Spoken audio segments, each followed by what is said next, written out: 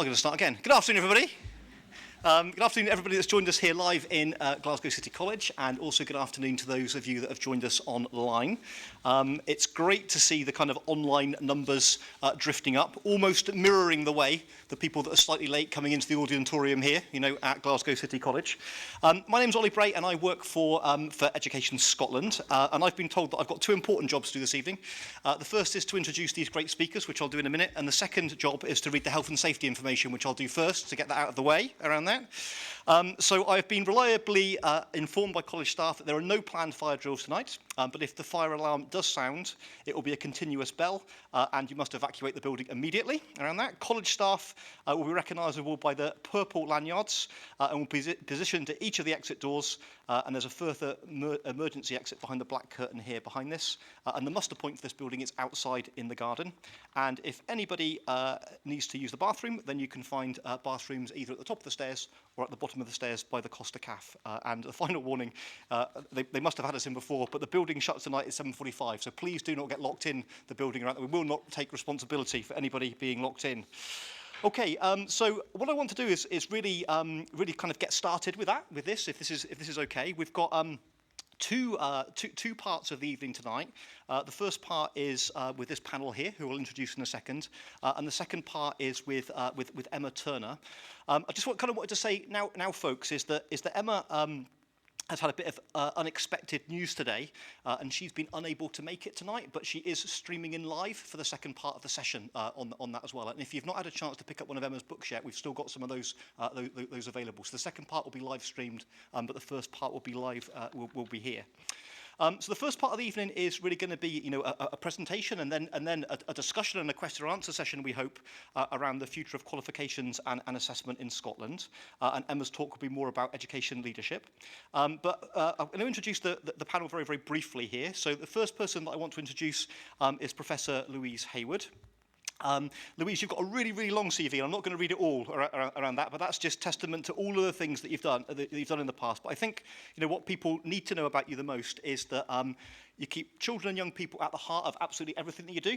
I haven't got that written down, I'm just saying that because I know you sort of quite well, and I think that's an important thing. I think people would want to know that you're a Professor Emerita of Education, Assessment and Innovation at the University of Glasgow, and I've always thought about you that you think about assessment and innovation as kind of the same thing around that, and I think that's really, really important as well. And I think people need to know about you that you've worked extensively both in policy and practice, and that's really important, folks, with communities around the world, but in particular in our home nations of Scotland, Wales, and in England. And of course, one of the reasons why people will be keen to hear from you this evening is because you're currently leading the independent review of assessment and qualifications for the Scottish Government, which is expected to report in March 2023. You probably don't need me to remind you of that because it's a pretty tight deadline. It's also great that you're joined tonight by a number of other people on the panel. So going this way along the panel, we've got Ben Grant here. Now, Ben is a member of the Scottish Youth Parliament, and he represents Perthshire North. Ben's also the convener of the Education and Lifelong Learning Committee for the Scottish Youth Parliament as well. And I think that's really useful that you know that. I'm going to hand over to Peter Bain, sort of moving along there. Peter's a head teacher in Argyll and Bute. I'm sure that Pete will talk a little bit about what he does there, but head teacher of both Oban and Tyree School. If you're a geography teacher like me, you'll know that they are next to each other, but actually there's a bit of complication within those sorts of things there. So again, Pete brings a really independent and interesting perspective on things. And then finally, at the far end there, we've got Jonathan Powells, who's from the University of the West of Scotland. So the way this first session is going to work, folks, is that Professor Hayward is going to say a few words at the start, then we're going to let other members of the panel come in, and then we're going to facilitate a question and answer session for people in the audience and people that are also joining us online. So can we get a big round of applause, please, for our panel, and we'll get going with the first part of our evening. Thank you. Thank you very much, Ollie, for that very kind introduction. And first of all, can I say thank you to all of you for taking the time to come at 5 o'clock on a Thursday evening and to spend an hour thinking about assessment and qualifications. But I bet when you woke up this morning, you thought to yourselves, this is it. This is the day I've been waiting for all of my life. I can talk after school for 2 hours about assessment and qualifications. But I think I would argue that it is desperately important that this is something that we get right. And Ollie very kindly introduced the various members of the panel who are all working with me on the independent review group. And it is an independent group. We are independent of any political party, and we will base our advice and our decisions on what collectively, and working with people across Scotland, what we believe will offer young people, and indeed learners beyond young people, the very best possible life chances through qualifications. But to do that, assessment and qualifications is almost unique, because you have to have three groups of people who are centrally involved in the thinking of this.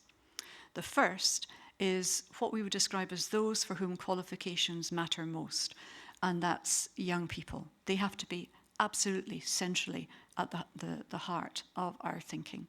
Because if we get it right for every young person, then we also get it right for Scottish society. Secondly, we have to pay attention to those who are involved in the design and the development, and those who offer qualifications.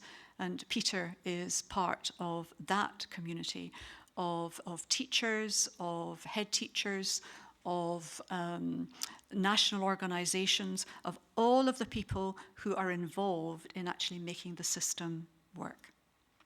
And the third group of people who are centrally important in this process are those who use qualifications. So that means the colleges, the employers, and the universities. And for this to work, then all of these communities have to be on board. They have to be involved in the design and the development of the system, because only then will we end up with a system that is both principled and practical. And we need to be both of these things. It's also important to think about the context within which we're working. So in setting the scene, we're looking to the future. And it terrified me when I thought that young people who are entering early years education this year, if the retirement age remains as predicted, they're going to retire towards the end of this century. So actually we're looking at a system that is going to be fit for the future. And if we look back the same number of years, that takes us to 1953, and you can see the massive differences that there have been in society over that period of time. So this isn't about offering a strong critique of our system. What it's saying is that in order that our system serves both learners and society well, then we need to take that broader overview. So thinking about the different ways that learning are being considered, then Richard Elmore talks about two kinds of learning, learning one and learning two. And I'm not going to read it out to you, but you see learning one has the characteristics of the most important thing is to be able to recall and to remember and to reproduce. And schooling, therefore, is the way that we organise social and status consistent with that definition. The more you know, the higher you are. And that we confer merit consistent with that definition. So that's the kind of model of learning that there has been traditionally in the system. The idea being that in the future, it's moving towards different kinds of learning. In order to be able to thrive in future societies, then learners are going to have to be able to modify understandings and beliefs using evidence, experience, and reflection. That school becomes one of many learning environments for learners. An assessment, therefore, is the means by which individuals receive useful information so that they can build and develop their capabilities throughout life. And I'm sure that you've seen the kinds of evidence coming from the economists where they argue that very few people leaving school now will have one career. that they will move through a number of careers throughout their lives. And so learning has to be part of that transformation. The OECD, who recently, as you know, came to review Scotland, through Learning 2030 programme, argue that education has a vital role to play in developing the knowledge, skills, attitudes and values to enable people to contribute to and benefit from an inclusive and a sustainable future. That people need to learn to form clear, purposeful goals, they need to work with others, a whole series of new kinds of capabilities that it becomes really important for learners to have. So education, therefore, needs to aim to do more than prepare young people for the world of work. It needs to equip students with the skills they need to become active, responsible, and engaged citizens. So really, we've got to think about what kinds of assessment and qualifications will best support all learners as they move beyond school and college into society. So that's the kind of starting point for the thinking of the group. So the reform process, then the Cabinet Secretary announced in October 2021 an intention to reform exams and qualifications to ensure that learners' achievements are fairly recognised. And the process that, having been asked to take on that role, then the process that I have been working with others to develop is one which is inclusive, that it encourages people to participate in thinking through the process. And the independent review group and the members, as part of that, we're undertaking significant stakeholder engagement. So there are going to be 3 phases to the review.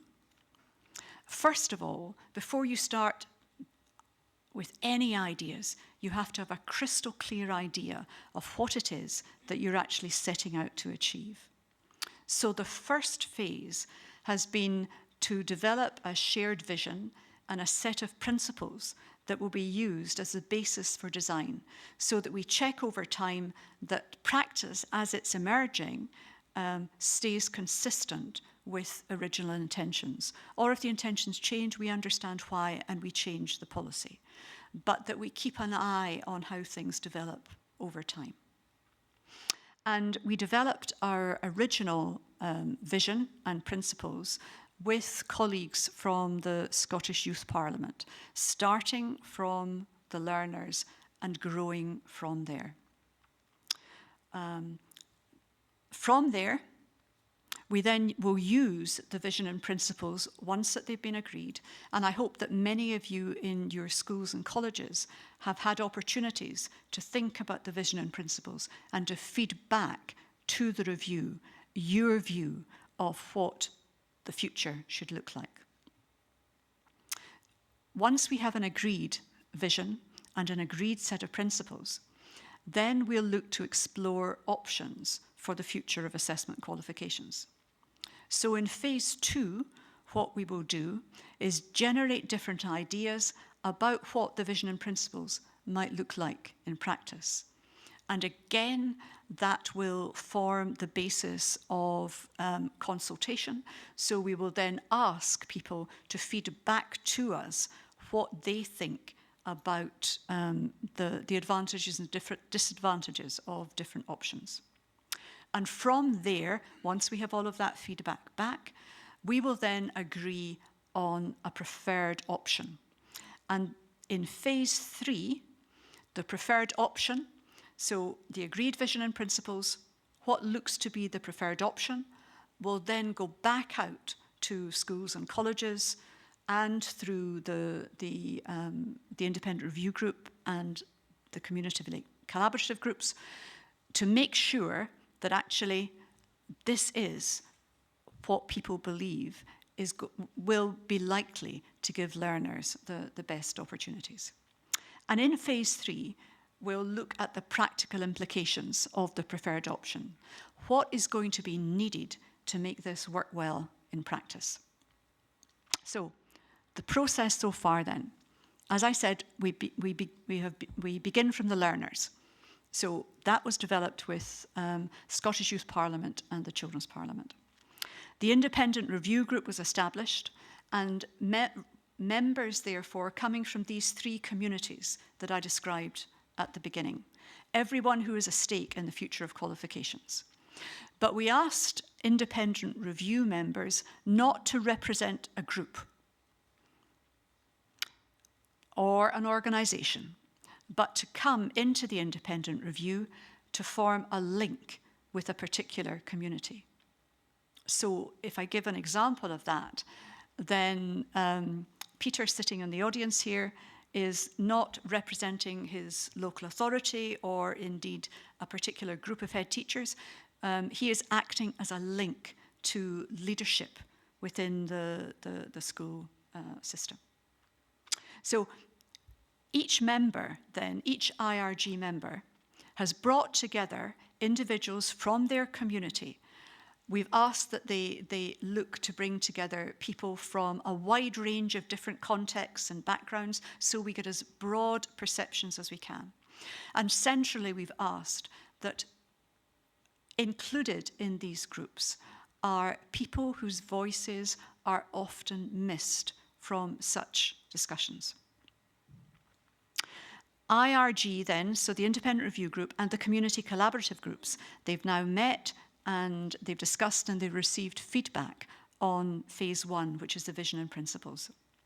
We really, really want to ensure that as many voices as possible are included in the consultation process. So there's going to be extensive engagement with schools and colleges alongside a public consultation, and that will go live mid-October. So, phase 1, the vision and principles. We've developed the framework to engage around the vision and principles. With these three groups, those for whom qualifications matter most, the designers, developers, and those who offer qualifications, and the users of qualifications. We've got a vision of what we want the assessment qualification system to achieve, and we have a set of principles that we'll use to design the future system in Scotland. And we'll also use that as a means of keeping on track. Most policies in Scotland begin with good ideas. For those of us who've worked in Scotland, we understand that over time sometimes what actually happens in schools and colleges begins to differ from the original intentions. So how can we stop that process where we have to every 10 years go back to square one? So then the next phase of work is to consider what they're going to look like in practice. So the summary of the vision and principles, this is where it is just now, that qualifications and awards should reflect what matters in the curriculum, recognise every learner's achievements, and provide evidence to inspire the next steps in their learning journey. I think we've removed inspire and we're now talking about inform, but it's that kind of frame. The summary principles that the system should reflect the aspirations of the curriculum, recognise the achievements of every learner, be clear, coherent and understood by all as part of a lifelong learning journey, be inclusive both in terms of design and development, support flexible approaches to assessment, and be responsive to the fast-changing needs of individual learners in Scotland in an increasingly complex and globalised society. These are the principles we'll use now, or once all of the feedback's back. The adaptation of these principles will form the basis of developing options. Thank you so much for your attention, and I think, Ollie, I'm going to hand over to you now to take questions from the audience. Thanks, Louise, and I just think it's what you're trying to do is huge around that, and but I think it's just so important, so very, very important. And I just from a personal point of view, I think it's a really refreshing approach that you're taking in terms of involving people coming forward. So, folks, what we're going to do is we've got a bit of time for question and answer here now, and we want to use as much time as possible for that. So I've got a few kind of prepared questions, like in my head, that I'll maybe kind of ask first, just to sort of get us warmed up. But we obviously want to sort of take questions from the audience as well. So if we can sort of start thinking about what these questions might be, and then we've got a couple of people that have got mics to sort of come around and do that. And when we take questions from the audience, it would be great if you could just introduce yourself, just say a little bit about yourself, not a life story, but just a few words around yourself so that we know what sort of setting that you're coming from before we ask the questions. And then by the powers of modern technology as well, we've also got I've got an iPad here, and this is pulling in the questions from people that are joining us online as well. And if you're joining us online around that, you can see in the online feature that if someone puts in a question in there and you think, I would have liked to ask that question, you can like it, and that will sort of move its way up the channel so that we can sort of take the questions that are the most popular, and we'll try and group questions as well around that. But I just maybe just sort of start, if that's right, with just a question that I've got, just to sort of try and get us warmed up, if that's all right. And I'm thinking about the different people that we've got on the panel so far, and I'm just interested around, like, is in terms of the experience so far, because I'm sure that people have questions about the process, but in terms of the experience so far, what's kind of been the most surprising thing around that? And that hasn't got to be about what you found out, but just the experience of working with the different sort of community groups around that. Could you tell us a little bit about what that's been like to work with your peers, but in a different sort of way in some ways, as Louise kind of explained? I don't know. Pete, do you want to kick off with that? Let's see if this mic's working. Is it working all right? Excellent. What have I found most surprising? I think most refreshingly is the ground-up approach to the consultation. I can say with absolute certainty that idea that we already know what's going on, it's a done deal, is absolute nonsense, because we clearly don't. And the reason that we don't is because the IRG, this independent review group, has brought together for the first time, in my experience certainly, colleges, universities, the CBI, the academics, the youngsters from a couple of different perspectives.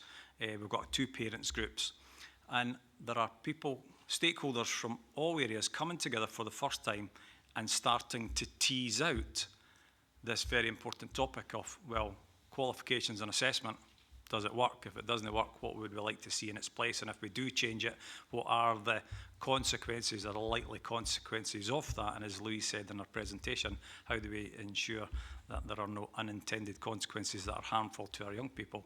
In fact, not just our young people, because we should remember that qualifications and assessment is for anyone who is undertaking a level of certification. And that could be somebody who's 90, who's doing something for the love of learning as much as it is for a 15 or a 16 or 17-year-old, or someone who's at college doing the same qualifications. So bringing people together and having honest discussions and appreciating the completely different environments that they're coming from. Clearly, if someone is coming from the employers through the CBI, for example, they have a very distinct reason for wanting qualifications, which is not necessarily or not entirely twin-tracked with that of the universities. It's certainly not necessarily going to be twin-tracked with the 90-year-old that I was just talking about, who just wants the recognition of the love of learning and the progress that they've made through a course that they would like to have certificated at the end. And so because we have such different views on the need for output, and hearing that for the first time and having an explanation in that group of why such an output is necessary is quite refreshing. Previously, I think that we're all guilty of working in our own wee silos. You know, I generally know what most people in the schools think about qualifications and assessment, and I'm aware of the 2 views about changing them or not changing them. But to hear, Jonathan here telling me more in depth about what the universities require and what they desire and what their community is saying helps inform us all as we help Louise make recommendations in moving forward. So that's quite refreshing for the first time. Thank you. Thanks, Peter. And I find your response really refreshing about that as well, about this whole sort of process of understanding where we are to start with. so that actually once we understand where we are, we can have those difficult discussions to sort of try and take us forward. So I really like that. Jonathan, have you got any comments, either to challenge Peter or to come in there? Thanks, Ollie. I absolutely agree with what Peter has said. To respond to that notion of what's surprising, given how contested and sometimes inflammatory debate around this issue is in the press and elsewhere, what's been surprising to me is how genuinely sincere all of the different stakeholders that Peter talked about are in coming together, thinking through what I think we all recognise is a question that needs to be answered now. This feels like a discussion whose time has come. And I could talk a little bit about the journey that universities have been on in Scotland that has changed so radically in the last 30 years, such that now it's time for us to think about how we use qualifications that are really only can now be seen as steps along, individual journeys that different sorts of learners of all ages take in their journey of lifelong learning. That's not how qualifications were used 30 years ago. 1992 was an important date in the history of universities in this country. In those days, qualifications were essentially a sort of sorting hat that placed young people in universities or in central institutions or in further education colleges or nowhere. Now it's very, very different. And so for me, it's the sense that we all feel that now is the time to have this conversation and get an answer. Great. Thanks, Jonathan. Ben, what do you think? What's been most surprising for you about the process? I think for me, obviously, I agree with what you've both said. I think it's the open-mindedness of it all. I think we're all coming at this from a very genuine point of view. It's lovely to see that we're at this point in our society where we're ready to take on the hard questions about education. I think it's a shame that it's taken so long to get to this point, but I'm so happy that we're now here having this conversation about education, that we're finally sorting out the tough questions, getting to the bottom of what really needs to be done. And yeah, it's the genuine, open-minded approach that we're taking and hearing things, like you say, from different perspectives, from different stakes in society. Obviously, as you can see, I'm still in my school uniform at the moment, currently in S6. So, my perspective is very much still within the education system at the moment. So it's nice to be able to hear experiences from people who've been through education in the past, who have different stakes in society, like businesses, like universities. I think it's been a fantastic thing for me personally. That's great. And I think just sort of saying there, Ben, maybe we should say at the start, but the fact that you're an S6, that's an interesting year to be in, isn't it? Around that when we think about qualifications. So working towards probably quite a big set of exams this year, being through a set of exams probably in the last exam diet, which might have felt like going into an exam hall again, and to a set of exams before that where there were no kind of sort of physical exams is that part of it. So a really kind of interesting journey there, in order to sort of try and get some perspective as well. And Louise, I'll maybe just ask you as well in terms of what's been the most surprising thing so far, because we should give you a bit of voice in this, and then we'll take some questions from the audience if that's okay. I think I'm not going to say much more because I think it's exactly the same, that you bring together such a diverse group of people with some trepidation. It could all go desperately badly wrong. And what has been so reassuring is the fact that everyone has a very clear focus on trying to ensure that the future system in Scotland is as good as it possibly can be, and thinking through how everyone, the role that each person will play in making that happen. So all of that, I think, has been really, really positive. That's great. Okay, folks, so one of the reasons I did that is just that you could get a bit of a sense for each of the people that are on the panel there and what their beliefs are, and how they've been involved. So you know them a little bit more now around that. So we're going to go out to the audience to ask some questions, and these could be sort of general questions for the panel. But if you've got a question which is perhaps more suited towards Louise or to Ben or to Peter or to Jonathan, then feel free to answer that as well. We can have a bit of an open dialogue here, and also just to warn you, the panel might have some questions for you. Right, because it is a discussion about these things, isn't it? So it's an open invitation to the panel as well to open these questions up about these things. But maybe just kind of split off here. And we've got a couple of roving reporters here.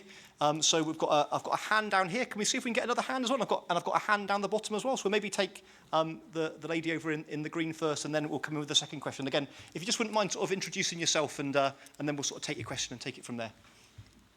Hello, my name's Jill Connolly. I'm from Western Bartonshire Council. I'm a secondary teacher teaching design and engineering, which is usually called techie everywhere. Try to make it more highbrow. I've been career education principal teacher for 5 years. So Emma, what you said about understanding career-long professional learning and different careers throughout a young person's life, really what we're preparing young people for is a variety of careers, and it's meta skills, life skills that we're developing.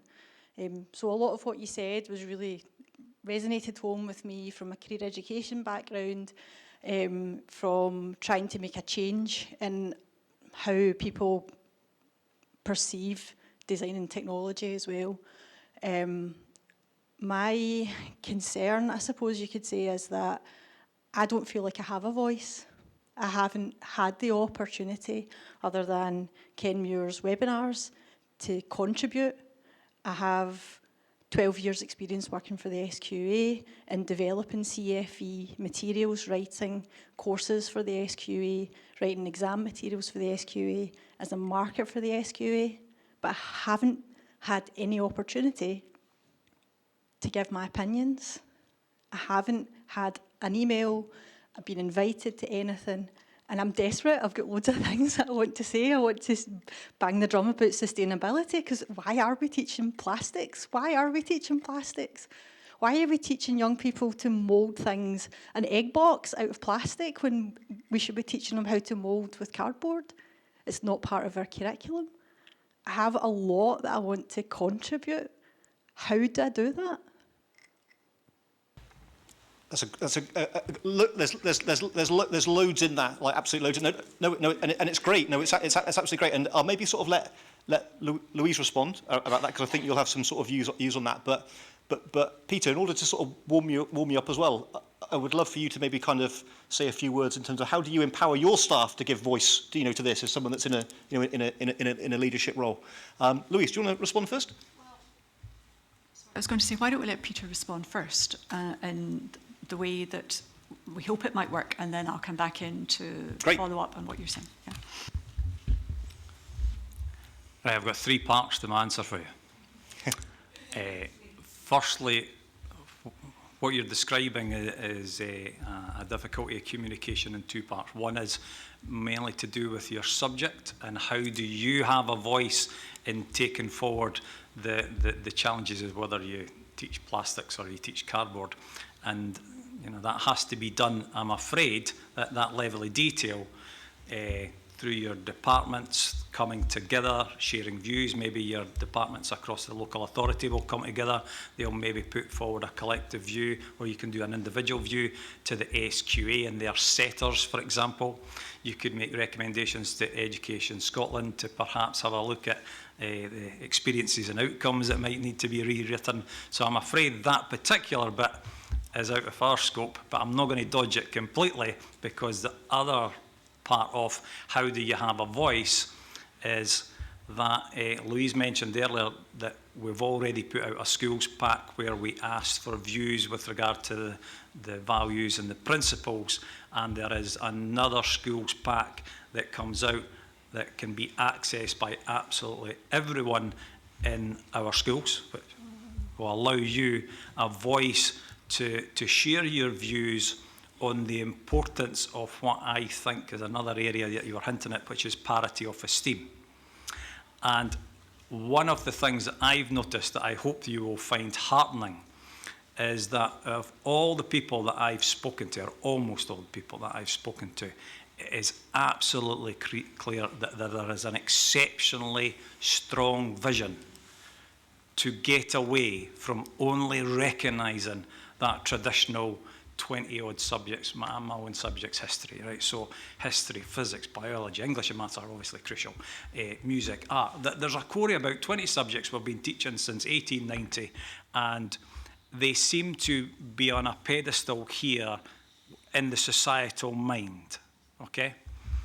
But we all know, and there's this seismic shift, and I'm not exaggerating when I say it's a seismic shift of view, that the teaching of vocational subjects like techie, like drama, like music, like engineering, like hairdressing, there's a whole raft of them, actually. I mean, the SQA's got over 360 odd subjects that we can dip into, and we only dip into 20. If your school's really good, like my own school offer, I'm not going to talk about my own school a lot, but we offer about 90 subjects, because we dip into everything, because every individual youngster has an individual pathway that we should be seeking to provide for. Now, that's not always possible in every single school. I've got another school that's tiny, and clearly the smaller you are, the more difficult that is, and VC can help to overcome that. But going beyond that, the desire to recognise vocational subjects on a par with that traditional 20 subjects is almost everybody is saying that in these early stages of the consultation. Now, I'm not saying how it will all pan out, because I'm not going to second guess. There's still 6 months of this consultation to go, or 5 months to go.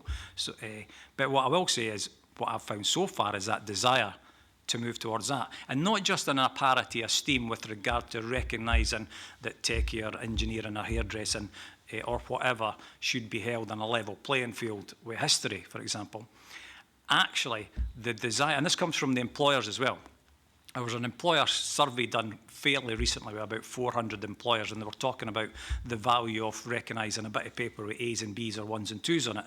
And actually what the employers are coming back ever more so, it's a bit like the change in the university mindset, is they're coming back and saying, yeah, okay, that's one key that opens up one door, but we're much more interested in this other key, and that other key is where is evidence of communication skills, where is evidence of interpersonal skills, where's evidence of confidence, where's evidence of, you know, independent thought, team working. That is what the discussion is focusing at these early stages of this consultation, and I hope that at least gives you some comfort that most people I know are aiming to make sure that techie is as equal in slightly above history. Okay, sorry. So techie is slightly above my own traditional subject of history. So I think I honestly think there's a seismic shift towards achieving what you're suggesting should be the case. And I would urge you to get involved with the school's consultation, and that will be, it's coming out in the middle of October.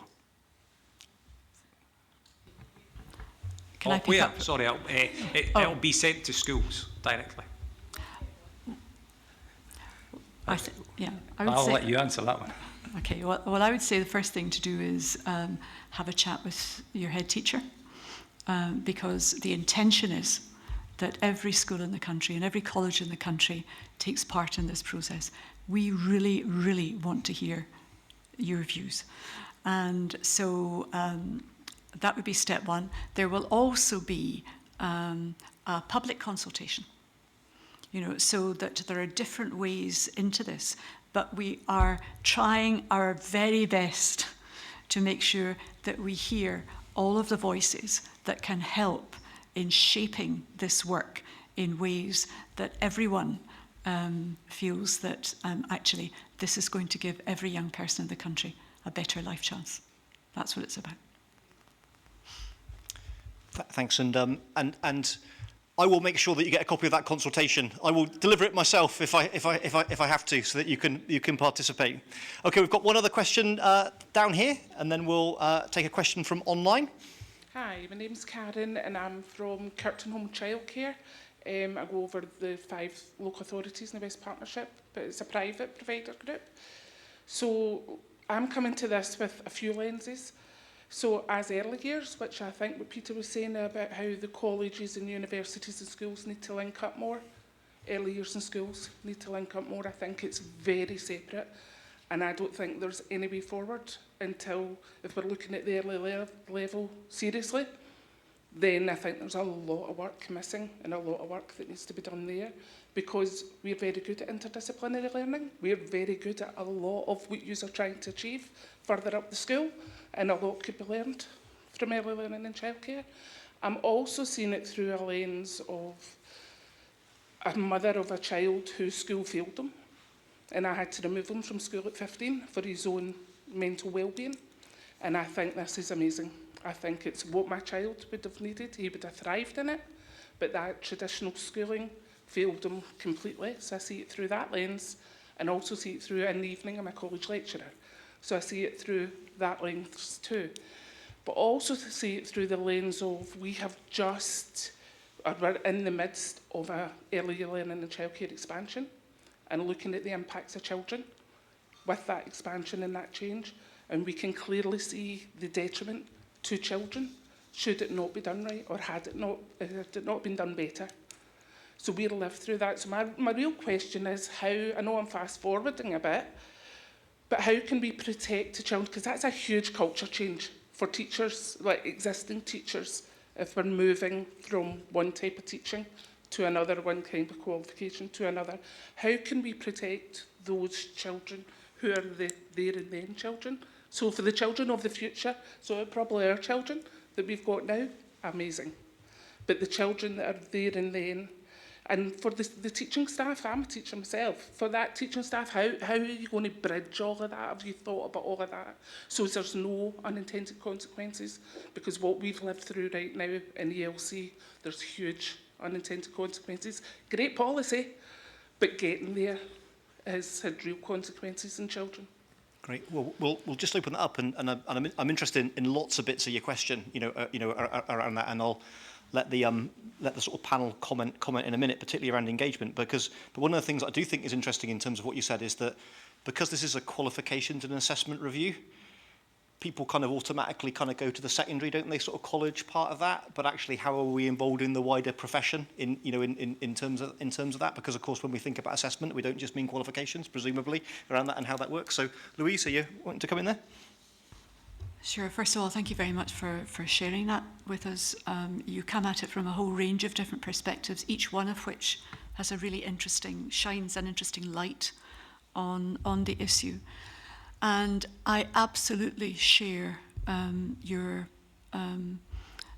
concerns about the process of moving from policy ideas to what happens in practice and the challenges that brings. So one of the things I didn't describe was that in the way that the review is set up, we have these three different groups of people.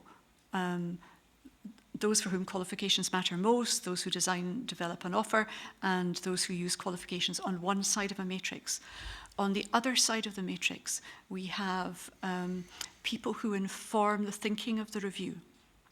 And there are four, I won't tell you them all, but one of them is about the process of change.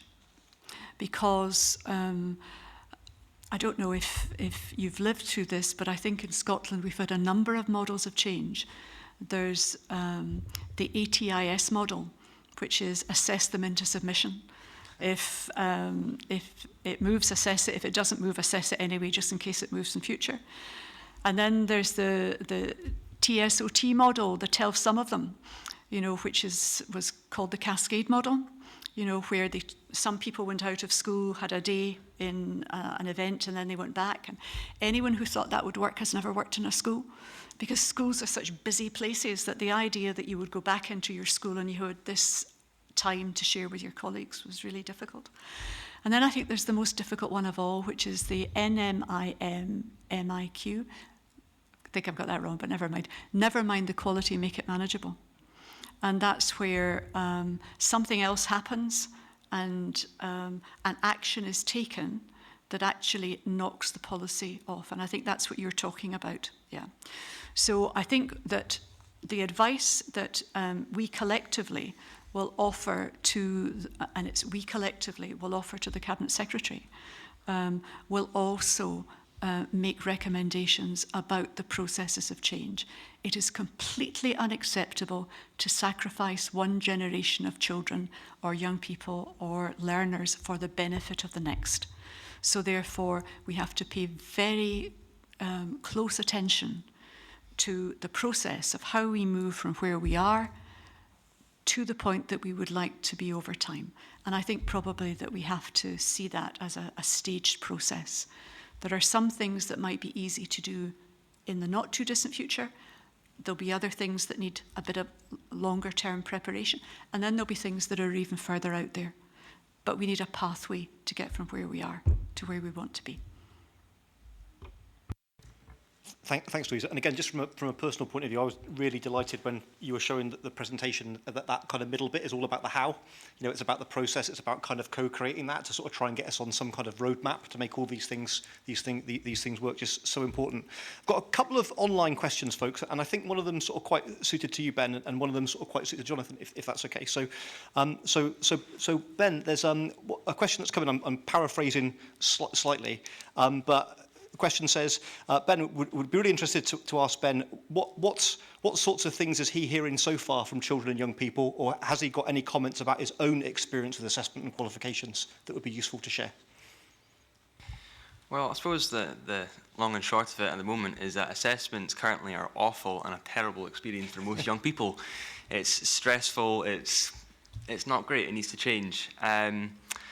So obviously, with the Scottish Youth Parliament, I get the opportunity to meet all sorts of people and loads of young people from across the country. The Youth Parliament does a survey called Have Your Say, and recently we polled about 400 young people, and we discovered that 70% of them favoured the continual assessment method. I think for young people, we're a very broad church. We all have different ideas about what it should and shouldn't be, but the general consensus is that the current system where we have one end-of-year exam, it's not flexible, it's, you know, one size fits all, it doesn't work at all. We need to move to a more flexible, a more open-minded approach of assessment, whereby different types of personality, different types of young people can get something from it.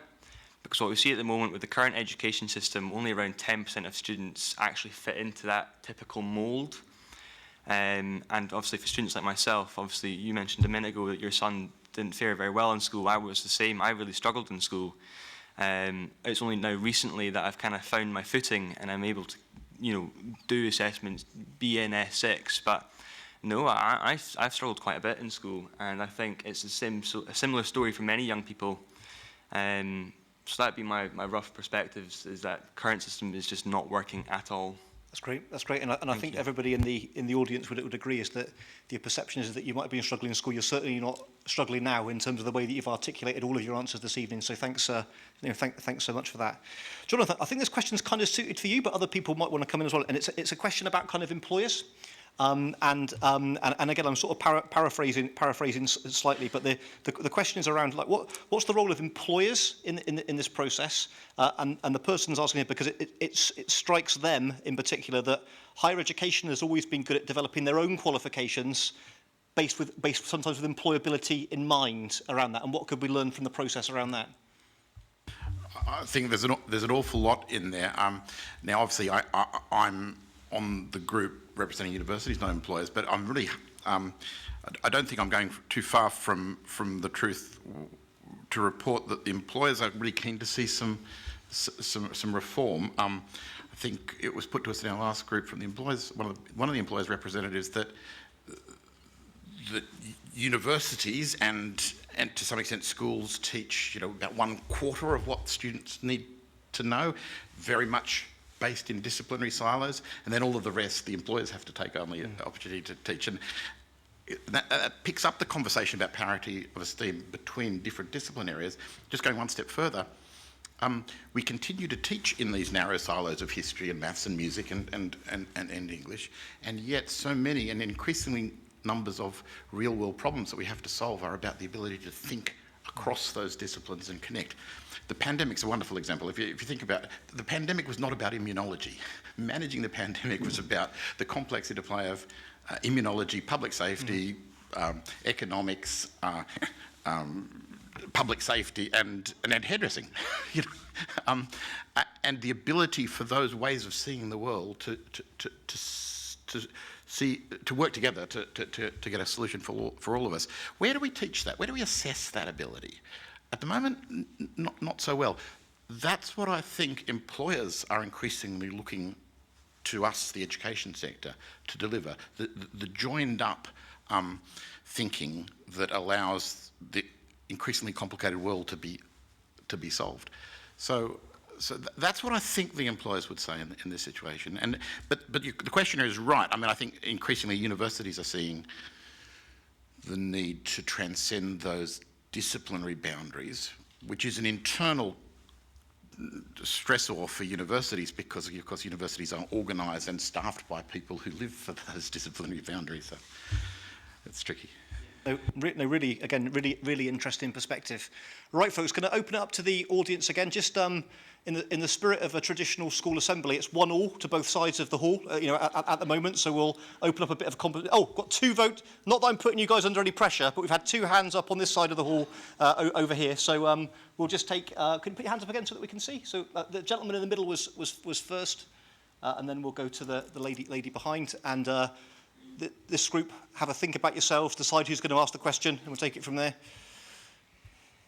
I find it really refreshing to hear the debate and the discussion that's going on today. I'm not a teacher, but I work in the third sector for an organisation that comes in and delivers programmes. Today I was working at Glasgow College, just up the road, working with the health and fitness students, and it's preparing them for an activity, and they're going to be going in and delivering physical activity for kids, primary 1, 2, 3 and 4s. So I'm saying to the lecturers at Glasgow College, what is it you're looking for us to help them with? What they're saying, they've already got the physical skills there, but they've not got the confidence, the self-esteem, the delivery, the communication, which that interpersonal thing that you need to get in and be able to connect with primary 1. Has that been a victim of the pandemic? Is it a victim of the digital culture? There's loads of discussion, so I'm glad that this debate is taking place. So I get to talk to the students, I get to talk to the kids, I get to talk to teachers. So it's sort of, I can see it from every angle here today, and I thought the questions raised by the person sitting to my right hand side was really good. I talk to teachers quite a lot, and I think they open up because you're not one of the sort of statutory organisations. So in terms of assessment, kids know they're getting assessed. Teachers saying, we just want to teach. And it's brilliant that this is going to be children focused, child centred, but how centred is it going to be for the teachers? Is this, and I think you made an excellent point earlier on about just make it manageable, make it look good instead of the quality of it. In this assessment, is it going to be simplified for teachers to actually go and deliver the stuff that the kids need instead of getting stuck on a spreadsheet, making it look good in percentage figures? That's my concern, and I think that's the concerns a lot of teachers, but in my experience they find it, they're almost scared to voice that concern. Is their considerations be taken in, and are they going to get more time literally on the tools to prepare our young people to go on the tools? That's my question, thank you.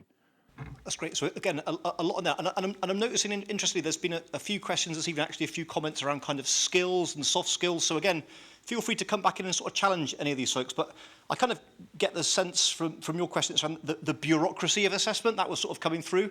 Quite a lot on the workload. Behind that. That strikes me as probably a future piece. But any comments on that from the panel? Big issue, yeah, needs to be tackled. And I think that sometimes I think assessment's the wrong word. If we changed assessment to learning, so actually, the curriculum sets out what it is that young people should learn, and then assessment is the means by which you discern how much and how well learners are learning, and what they might learn next. And if we can kind of shift the thinking. So this isn't a bureaucratic process. This isn't about gathering evidence for evidence sake. It's actually about the identification of how best to help the learner to make progress. So I think you're right to raise it. It's an issue that we really need to be very watchful of. But part of it, I think, is about changing the way we think about assessment. And actually think about, this is all about learning, and learning is why we all get up in the morning. Thanks, Louise. We'll just take the question over here. Hi, my name's Shona MacArthur, and I'm from the West Partnership, and I am the Development Officer for Assessment and Moderation. So one of my kind of key roles there is to support staff with their assessment and gathering assessment data for the BGE, so that's from the early years up until 3rd year. And one of the kind of most important parts of that is the kind of focus on ongoing assessment and really getting a grasp on how well children are learning kind of day to day. And that data is really important because it can actually override, you know, maybe a periodic assessment where they haven't done so well in that kind of high stakes environment. Do you think that that might translate, and we might see a little bit more of that in the senior phase? I've definitely, you know, I'm a secondary teacher myself, and I've definitely taught lots of pupils who have had such a strong grasp on the subject, but it just hasn't translated in that one exam, and they have been disadvantaged by that. And obviously that was really interesting, Ben, when you were talking about that and how that's really, really stressful. Do you foresee us kind of moving away from that with this potential new model? Peter, are you wanting to come in there and sort of comment on that? Yeah, I'll comment on both of them at the same time by explaining what is possibly the biggest concern of those I've talked to about assessment models. And this is quite a contentious point. Don't know how much weighted it is, pro and cons. When I explain this, you'll understand what I mean by that. At the moment, for decades, perhaps even longer than that, we have a system where we measure schools on 5+. And those 5+ hires, or those 5+ Nat 5s, and previously it was 5+ O grades if we go back far enough.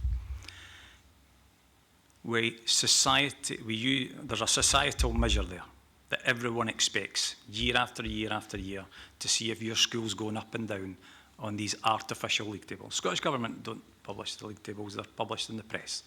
The Scottish Government has established Insight, and Insight is a valuable self-evaluation tool for schools and teachers to use for us to understand what we need to do to improve. I think it's a great tool. But this 5+ thing that goes on affects the mindset of parents and therefore counsellors and therefore local authorities, therefore head teachers, and that filters through the deputies, the PTs and the staff. And that is an important consideration, because if the parents are complaining to the counsellors and the local authorities, etc., about if you're going up and down in this league table because your 5+ figures are not being maintained, then that can affect the judgment of school communities in the delivery of certain subjects or of a curriculum. And by aiming to ensure that you do not go down that league table through trying to ensure the 5+ figures, going back to your point earlier, we can spend an awful lot of time forcing youngsters through a curriculum aimed to get high percentage figures at the expense of teaching and learning skills that are necessary for people to make their way in the world. In changing, so to go on your point, and the gentleman in the middle, so to go on your point, when we move, or if we move, following recommendations to the Cabinet Secretary, if we move to an alternative assessment model, that model has to change in two ways. One is we have to recognise what Ben was saying and what Shona was saying earlier about that the model of assessment that is so traditionally used with the traditional subjects, high stakes, S4, S5, S6, everybody has to do a final exam, and in a hall, so high stakes exam, big final exam in an hour and a half or sometimes an hour in an alien environment of the hall, that is not conducive to actually measuring the progress of someone who's gone through a course. And there's few people will not acknowledge that. So I think that we do have to find a balance, because we still need assessment. We still have to figure out how we can measure the progress, whether they're going through a technical course or whether they're going through history, an academic course. So we still have to measure it, but it shouldn't be in that singular manner. It should have, as Ben asked for it should have safeguards. So if you do have an examination, and I don't mean a big exam in a hall over an hour, if you have an examination or assessment, it should test that you've actually progressed through your learning, and so that helps the universities and the employers, and indeed the teachers, to determine what they need to do next to take that person forward. It also needs to have a benchmarking system that's not hung up on such a traditional model that it hampers the delivery of the skills. So each course has roughly is about 160 hours, right? You definitely need 120 hours per course. If we're desperately teaching these 5 subjects and using up all these minutes to guarantee we can get the test done, and that means practice tests, it means prelims, it means practice prelims, it then means practice exams and preparation. We're spending so much time testing folk to get them ready for the high stakes exam, we're not actually spending enough time learning anything. And that is what we need to change, and I'm glad to hear that many people through the work that I've been involved in, not just people in the independent review group, I'm talking about people far and wide as the conversation has started, they want to change that.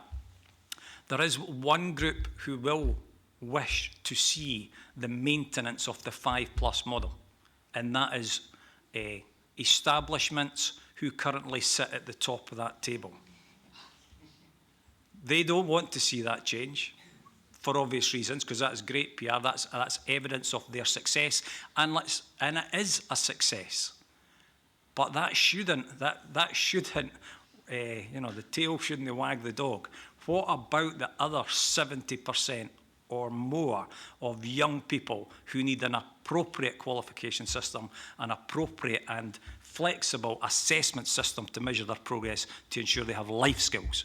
And that's the aim of this exercise, I believe. Thanks. Thank you, Peter. And round of applause there. And Ben, I think you wanted to come in. You've had your finger on the button there for about 7 minutes now, around that, which is good. Yeah. So I mean, I'm going to make this really quite clear. I think the league tables are really toxic. You know, obviously, yeah. So obviously, the news, they'll publish these league tables, and it puts an immense amount of pressure on head teachers and teachers in general to make their kids perform.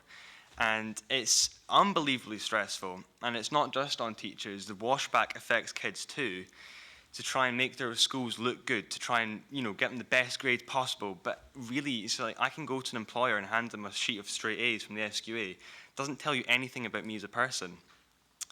So, I mean, I was talking to a friend the other day who received 5 hires, 4 A's, 1 B, and she got absolutely berated by her parents for not getting 5 A's. And it just gives you a bit of an example about how toxic this grade culture has become. And I desperately want to move away from this system whereby kids feel so pressured to conform to what the SQA wants and what the school wants, what the league tables wants, as opposed to what they need for their futures. I think because of the exam system we've got, we do not teach skills. We do not teach people how to react to, say, a breakup, how to live their lives, how to pay tax. Basic life skills we're missing out on because we're constantly put under pressure and berated by the system to perform. And I think it's just incredibly toxic, and it needs to go. Thanks, Ben. And it's interesting. I'll bring Jonathan in a second, because Jonathan's got his hand up as well. But we had a young person's panel last night in Dunfermline, and actually both of what Peter has said and both of what you have said there reflected in both of that panel in terms of we're being over-assessed. It's going on. It's taking up too much time. The pressure on kind of mental health, and also bizarrely from a number of people on the panels, the absolute desire from young people to learn more about tax, which I can't understand, which seems to be coming through. Jonathan, do you want to come in? Then we've got one more question from the back, right, and then we'll need to sort of close that down for the next part. I think it's supposed to be my role in this plural debate to be the voice of conservatism from the university sector, and say that the traditional exam system is a good way of sorting out the competition for places. Except that universities are research and evidence-driven places, and the evidence absolutely supports what Peter said about the efficacy of exams as not really being the most effective way to assess students' learning. And indeed what Ben said, we know that 70% of the reasons why students don't succeed at university is for totally non-academic reasons. It is about how to handle that breakup.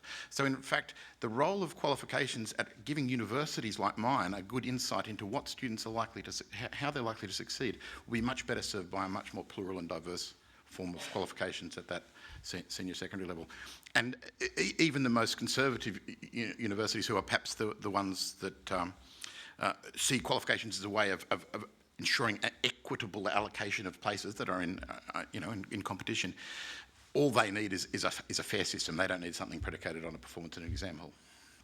Thanks, Jonathan. Okay, so the person at the back, someone have their hand up over here? Did I see? Was there someone around? Did someone have their hand up on this side? Have I just made that up? Is it because my glasses have steamed up? It's okay. I've got another question here if we've not. But so just the last question here. Then Louise, I'll hand over to you to give the sort of final words if that's okay around that. So it's just a question actually from it's come on online. So question says, it was wonderful to hear Louise mention lifelong learning as part of the review principles. I'm interested to hear about the plans to consult with schools, colleges, etc. Keen to hear how we can ensure that other providers of qualifications and awards achieved through community settings could be included in the consultation process, e.g. community learning and development, adult learning, youth work, English for speakers, another language, etc. Is there any sort of comments on that in terms of how these groups are being included, or I guess some signposting so that people can contribute in this area?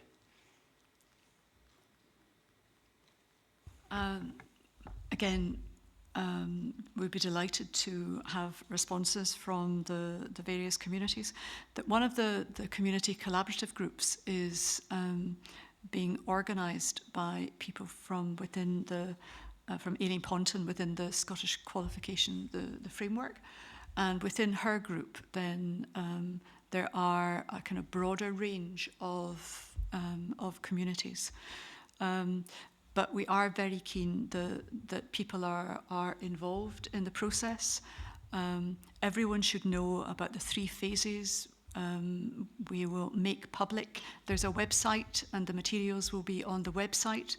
So we're doing everything we can to make sure that we hear all voices in this debate, so that because fundamentally, I hope that you've picked up from the group that we are genuinely committed to the fact that the best solutions to this will come from a context where everyone is involved in thinking through the issues, and that's the way we get to something that is both principled and practical, and that ultimately will serve every learner, and we mean every learner in the country well, because that's the way that we believe that actually we serve Scottish society most effectively. Thanks, Louise. Okay, we're going to sort of just wrap up just now. I've got one ask, and Louise may want to say some final words around that. One ask of you. We're all here because we're interested in this. I feel a real sense of authenticity from everything that I've heard this evening from this. So I think that we've all got a role to spread the word around this piece of work, to direct people towards where these resources are, to open up where the consultation are. I think we've got that moral imperative to do that as well. So I would ask you to have a think about that, think about how we can sort of spread this going forward, because we don't spread these things necessarily through mail drops or cascading it down from a director of education to a head teacher to a member of staff or for social media and that. People buy into these things because they buy into you, because they bought into this process. So let's see if we can all work on that. I think that's a good thing to do. And secondly, before Louise sort of says the sort of final remarks on this, can we just get a massive round of applause, please, for the panel? And I think stimulating a discussion around that. And although I was led to believe in the opening remarks, they've been excited about this since 7 o'clock this morning. Is that right? Since when you came in, we do thank you for sort of giving up your time and coming along. So Louise, just over to you for the last couple of minutes. I'm only going to say a big thank you. First of all, a big thank you to people on the panel who I hope you have a sense of the commitment that has been evident throughout this process. And also to thank you for your commitment in being here and taking the time to be part of this, but also the constructive questions and the way that you have engaged in the process. And as Ollie said, I hope now that if every one of you makes contact with your 5 best chums, then we have taken this out into the system in ways that perhaps in other initiatives, it hasn't been possible for us to do. The last thing I want to say is that we've talked a lot about unintended consequences, and we have to pay very close attention to these. But these unintended consequences are not unanticipated. So part of the process that we have to go through is to identify where the bear traps are, and to make sure that as we think through the process, we address these issues and find positive ways to guide ourselves and every learner in Scotland to a better future. Thank you so much for your time and your contribution.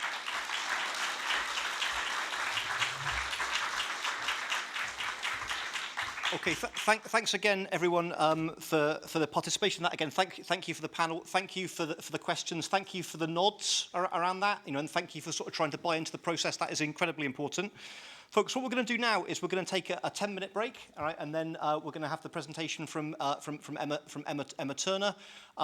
If you haven't read Emma's book, we've got some copies of that are available for you. What I would say is it's a brilliant book. It's called Be More Toddler. That doesn't necessarily mean it's about early years, or that's about the leadership lessons that we can hear from young people. And bearing in mind that we've just had a report that's been called Putting Learners at the Centre, putting them at the centre of education, I think there's a lot we could also learn from making sure that we're learning from young people in terms of the leadership, of education of that as well. So she's a brilliant and engaging speaker, albeit she's joining with us online this evening. So I hope you can sort of stay for that part of the presentation. But if you can't, wish you a safe journey home. Otherwise, we'll see everybody back here in about 10 minutes' time. Thank you again.